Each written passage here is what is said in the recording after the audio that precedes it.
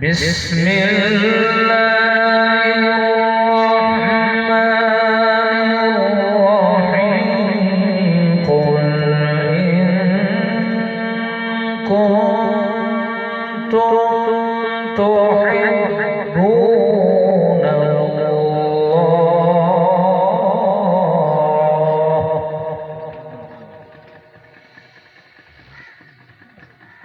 قل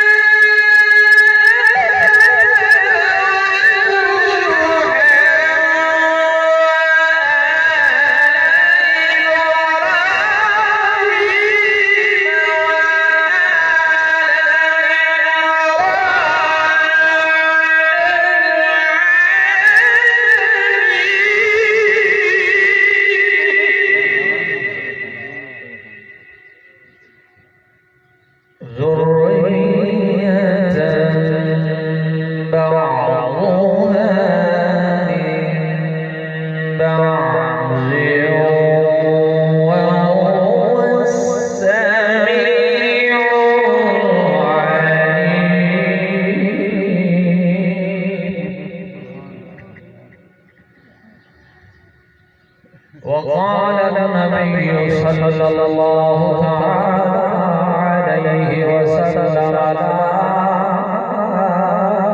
يؤمن أحدكم حتى يكون هواه تبعا لما جئت به. وقال النبي صلى الله عليه وسلم كل أمتي يدخلون الجنة إلا من أبى. قيل من أبى يا رسول الله؟ قال من أطاعني دخل الجنة ومن عصاني فقد أبى. أو كما قال عليه الصلاة والسلام في شان حبيبه إن الله